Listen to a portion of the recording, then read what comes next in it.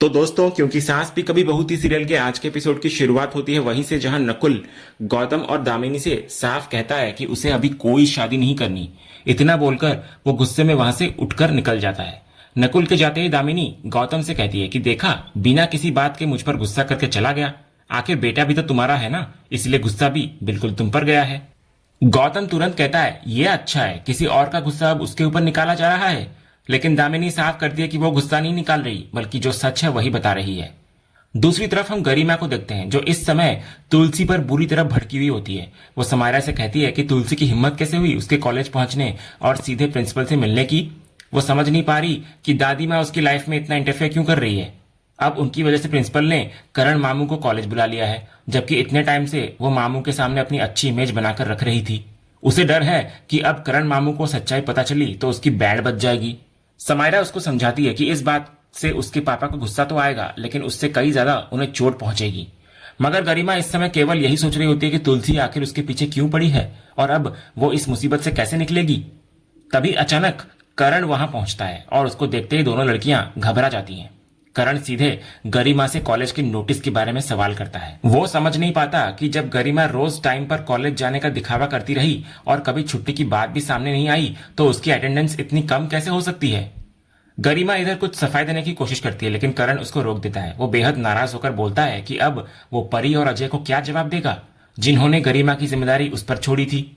वो कहता है कि उसने गरिमा को उसकी जरूरत से बढ़कर हर चीज दी, बेस्ट कॉलेज, बुक्स और ट्यूशन से लेकर हर सुविधा तक, लेकिन बदले में गरिमा ने उसी के भरोसे का गलत फायदा उठाया।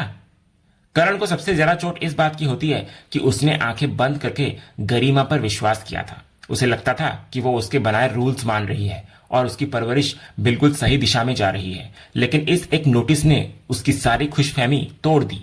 वो कहता है कि प्रिंसिपल ने बुलाया है तो वो जरूर कॉलेज जाएगा, लेकिन वहां उनके सामने नजरें कैसे मिलाएगा। करण के लिए यह केवल कम अटेंडेंस का मामला नहीं, बल्कि उसके भरोसे के टूटने की बात है। उसे लगता है कि गरिमा ने उसके प्यार और विश्वास दोनों का गलत फायदा उठाया।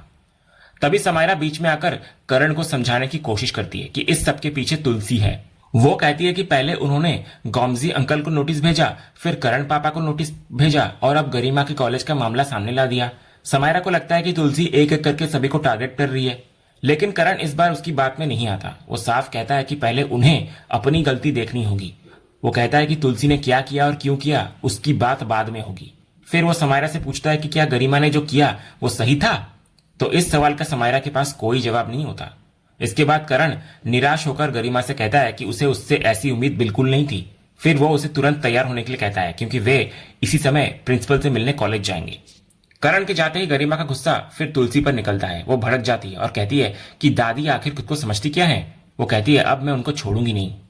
दूसरी तरफ नकुल वैष्णवी को फोन करके अपनी परेशानी बता रहा होता है। वो कहता है कि आखिर कब तक वो इस तरह सब कुछ छिपाता रहेगा। वो कहता है कि आज उसकी मॉम फिर उसके लिए एक रिश्ता लेकर आई थी। अपनी किटी पार्टी की किसी फ्रेंड की बेटी से उसे मिलवाना चाहती है। फिलहाल उसने गुस्से में साफ मना कर दिया, लेकिन उसे अपनी माँ से इस तरह बात करना भी अच्छा नहीं लगता। नकुल वैष्णवी से साफ कहता है कि वो उससे प्यार करता है, इसलिए किसी दूसरी लड़की के बारे में सोच भी नहीं सकता। वो केवल वैष्णवी से शादी करके उसी के साथ अपनी जिंदगी बिताना चाहता है।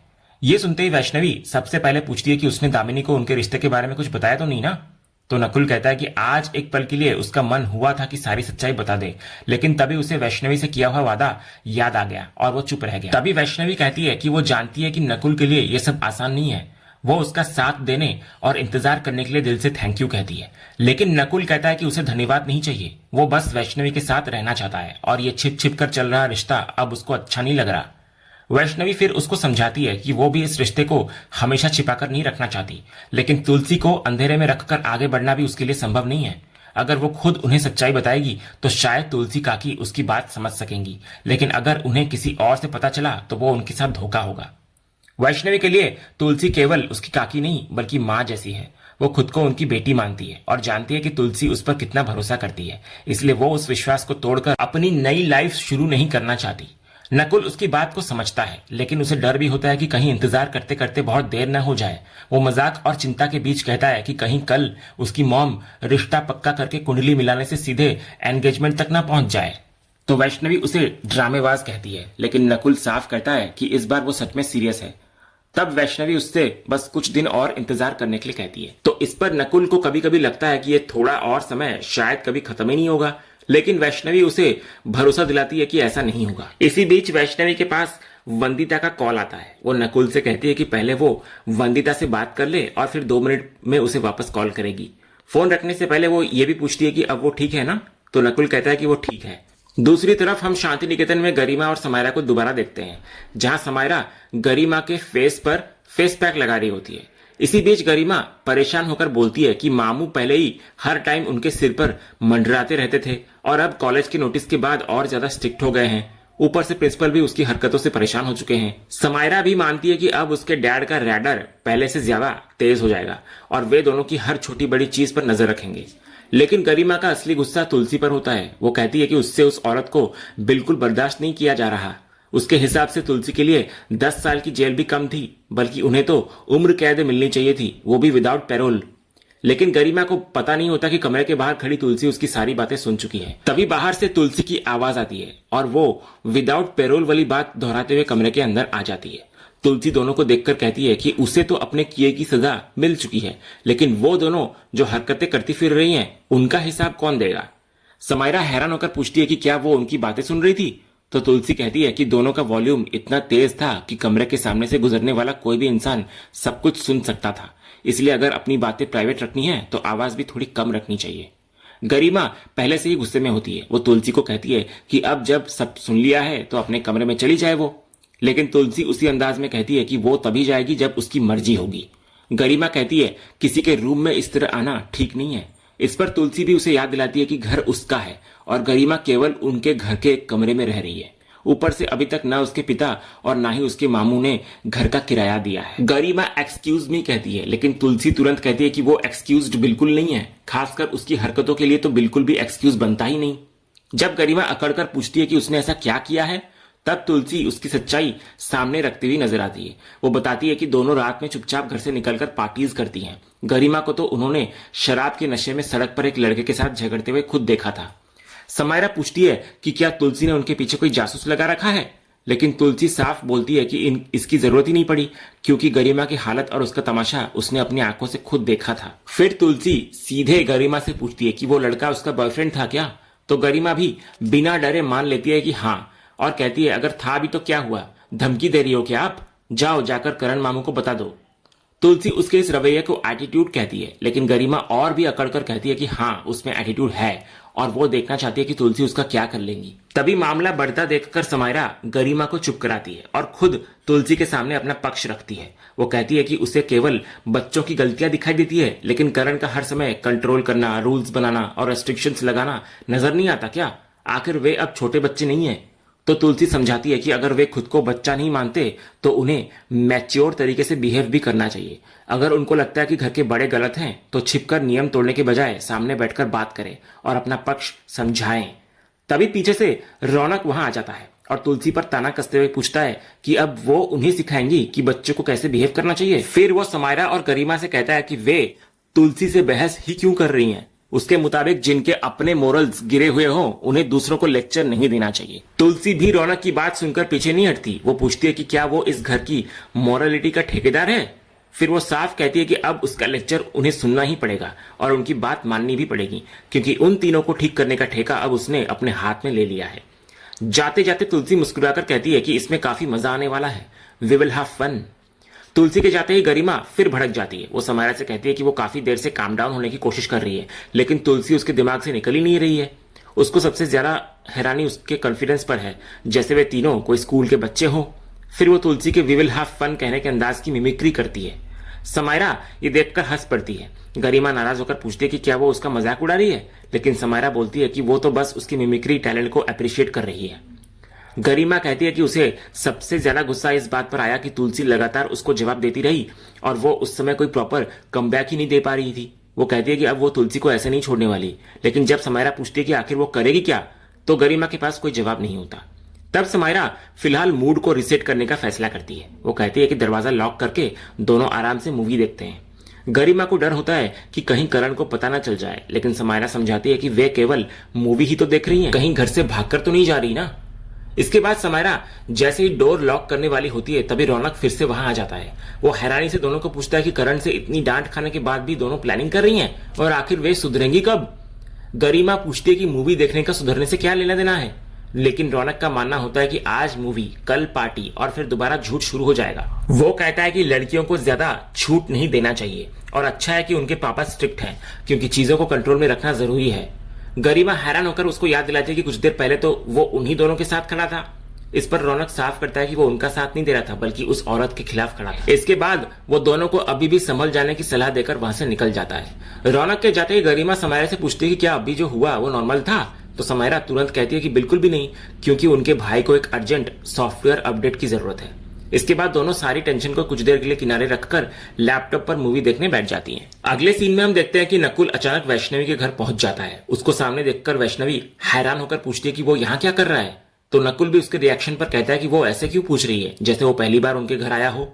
वैष्णवी तुरंत काकी यानी तुलसी की बात करती है, लेकिन नकुल कहता है कि तुलसी इस समय घर पर है इसलिए वो उससे यहाँ मिलने चला आया। इसके बाद नकुल फिर उसी बात पर आता है जो उसको लगातार परेशान कर रही है। वो कहता है कि आज मॉम डैड एक बार फिर उसकी शादी की बात कर रहे थे, यहां तक कि उन्होंने अपनी किसी फ्रेंड की बेटी से मिलने के लिए भी कहा, लेकिन वो किसी और से मिलना ही नहीं चाहता। नकुल कहता है कि वो उसी समय सबको बता सकता था कि वो वैष्णवी से प्यार करता है, मगर सिर्फ इसलिए चुप रहा क्योंकि उसने वैष्णवी से वादा किया था। अब नकुल सवाल करता है कि आखिर वे कब तक इस तरह छिप छिप कर मिलते रहेंगे। उसके मुताबिक यही सही समय है कि दोनों अपने रिश्ते की सच्चाई परिवार के सामने रख दें और साफ कह दें कि वे एक दूसरे से प्यार करते हैं। लेकिन नकुल और वैष्णवी को इस बात का जरा भी अंदाजा नहीं था कि उसी समय दरवाजे के बाहर खड़ी तुलसी उनकी सारी बातें सुन चुकी होती है। कुछ देर बाद वैष्णवी नकुल को पानी देने लगती है, तभी उसकी नजर सामने से आती हुई तुलसी पर पड़ती है। तुलसी को देखते ही वो इतनी घबरा जाती है कि उसके हाथ से पानी का गिलास नीचे गिर जाता है। वैष्णवी के चेहरे का रंग उड़ जाता है क्योंकि अब उसको समझ आ चुका होता है कि काकी को सब कुछ पता चल गया है। दूसरी तरफ शांति निकेतन में करण चाय मांग रहा होता है, तभी गरिमा हाथ में चाय की ट्रे लेकर उसके पास पहुंचती है, लेकिन करण उससे कोई बात नहीं करता और चुपचाप वहां से उठकर जाने लगता है।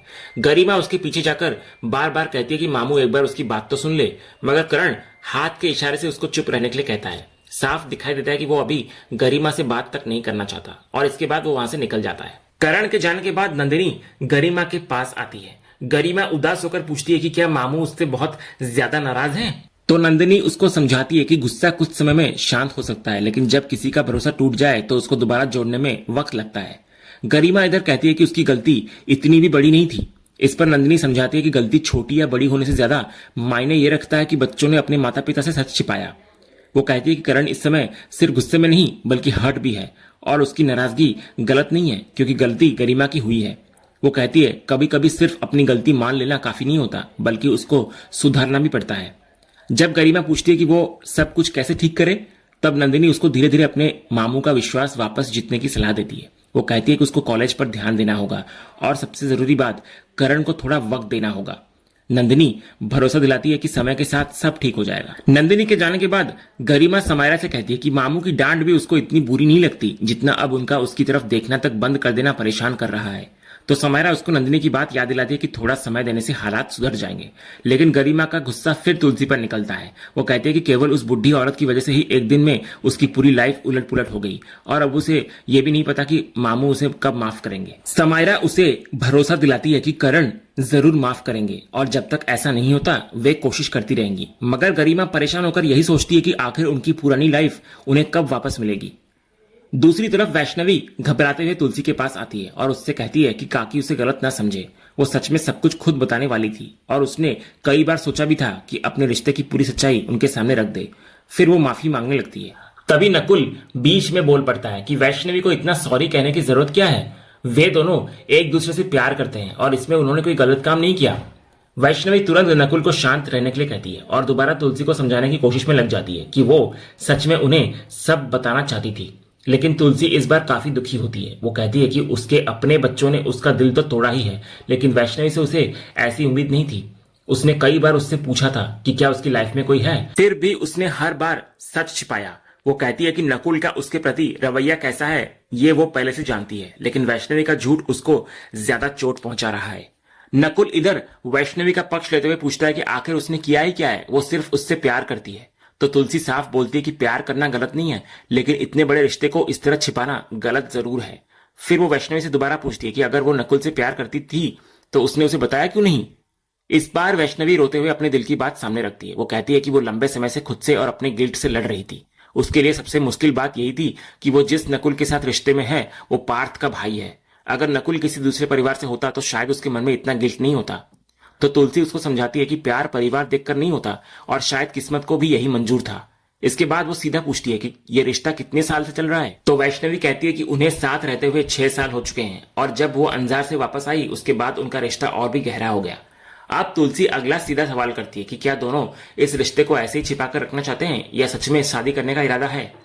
जब वैष्णवी हाँ बोलती है तब तुलसी साफ करती है कि अगर दोनों अपने रिश्ते को लेकर सीरियस हैं तो परिवार को सच बताना ही पड़ेगा, क्योंकि अगर ये बात किसी गलत तरीके से या किसी और के जरिए सामने आई तो हालात और बिगड़ जाएंगे। नकुल कहता है कि परिवार को बताना इतना आसान भी नहीं है। करण चाचू का स्वभाव सभी जानते हैं और वो वैष्णवी को आसानी से एक्सेप्ट करेंगे इसकी कोई उम्मीद नहीं है। घर में पहले ही इतनी नफरत भरी हुई है तो ऐसे माहौल में वो किससे और कैसे अपने रिश्ते की बात करते।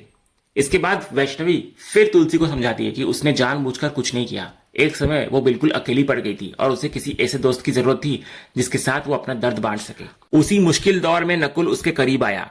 दोनों ने कभी सोचा नहीं था कि उनका रिश्ता यहां तक पहुंच जाएगा, लेकिन धीरे धीरे ऐसा हो गया।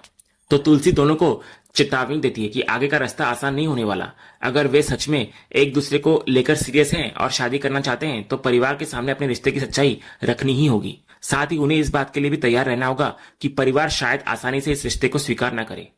वैष्णवी कहती है कि वो ये बात अच्छी तरह जानती है और कई बार नकुल को भी यही समझाने की कोशिश कर चुकी है, लेकिन नकुल इस बार वैष्णवी से बोलता है कि अब उसे भी एक बात समझनी होगी कि जिंदगी में मुश्किल रास्ते आते रहेंगे, लेकिन इसका मतलब ये नहीं कि वे हमेशा छिप छिप कर मिलते रहें। उसके पास्ट में जो कुछ भी हुआ उसमें वैष्णवी की कोई गलती नहीं थी और प्यार किसी से भी हो सकता है और वो सिर्फ वैष्णवी से प्यार करता है। इस रिश्ते को लेकर उसके मन में कोई गिल्ट नहीं है और चाहे आगे कुछ भी हो जाए वो हमेशा उसके साथ रहेगा। वैष्णवी इधर मानती है कि नकुल उसके साथ है, लेकिन उसका सबसे बड़ा डर शांति निकेतन का परिवार है। उसे लगता है कि उस घर में कोई भी उसे स्वीकार नहीं करेगा और उनके रिश्ते से कोई खुश नहीं होगा। तो आखिर में तुलसी दोनों से एक बार फिर सीधा सवाल करती है कि क्या वे सच में परिवार के सामने सब कुछ बताने के लिए तैयार हैं। वो उन्हें अच्छी तरह सोच लेने के लिए कहती है, क्योंकि अगर उनका प्यार सच्चा है और वे इस रिश्ते को आगे ले जाना चाहते हैं तो उन्हें इस आग से होकर गुजरना ही पड़ेगा। और इसी सीन के साथ आज का यह एपिसोड यहीं पर खत्म होता है। तो दोस्तों, आज के एपिसोड पर आपकी क्या राय है? अपनी राय हमें कमेंट करके जरूर बताइए। अगर आप क्योंकि सास भी कभी बहू थी की हर नई अपडेट सबसे पहले देखना चाहते हैं तो हमारे इस चैनल को सब्सक्राइब करें और बेल आइकन को भी जरूर ऑन कर लें ताकि आने वाली कोई भी वीडियो आपसे मिस न हो। फिलहाल आज के लिए बस इतना ही। हम फिर मिलेंगे अगले एपिसोड की एक और शानदार अपडेट के साथ। तब तक के लिए धन्यवाद।